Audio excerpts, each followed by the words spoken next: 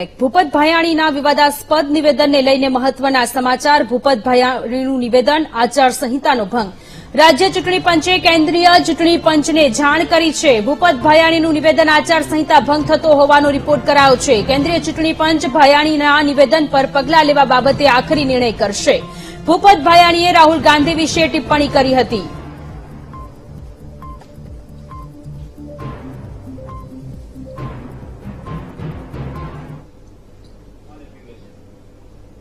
મિત્રો, આ રાષ્ટ્રની ચૂંટણી છે। આપ સૌ સમજી શકો કે રાહુલ ગાંધી જેવા વ્યક્તિત્વના હાથમાં દેશની કમર સોંપી શકાય। સમજી શકીએ ને બધા?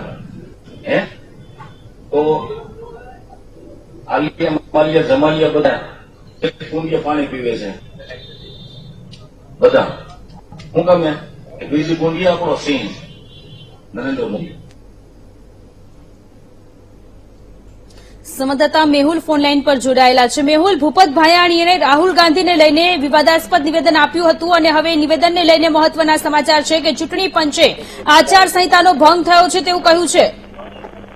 બિલકુલ જી, વાત કરવામાં આવે તો ભૂપત ભાયાણીનું જે નિવેદન હતું તે નિવેદનના સંદર્ભમાં કેન્દ્રીય ચૂંટણી પંચને રિપોર્ટ સોંપી દેવામાં આવ્યો છે। કેન્દ્રીય ચૂંટણી પંચને આ રિપોર્ટ ગુજરાતના ચૂંટણી પંચે સોંપ્યો છે અને આ રિપોર્ટની અંદર સ્પષ્ટ કહેવામાં આવ્યું છે કે જે નિવેદન તેમના દ્વારા આપવામાં આવ્યું છે તે આચારસંહિતાનો ભંગ છે અને આચારસંહિતાના ભંગ સંદર્ભે હવે કેન્દ્રીય ચૂંટણી પંચ જે નિર્ણય કરશે તે માન્ય રહેશે। કેન્દ્રીય ચૂંટણી પંચ આ સંદર્ભે હવે શું નિર્ણય કરે છે તે જોવાનું રહેશે, પરંતુ આ જે નિવેદન જે છે રાહુલ ગાંધી તેના સંદર્ભમાં આ જે નિવેદન હતું અને આ નિવેદનના સંદર્ભમાં જે રિપોર્ટ જે છે તે હવે કેન્દ્રીય ચૂંટણી પંચ તેનો અભ્યાસ કરી નિર્ણય કરશે। આ આચારસંહિતા ભંગના સંદર્ભમાં શું નિર્ણય કરવામાં આવે છે। જી મેહુલ, આભાર તમામ વિગતો માટે।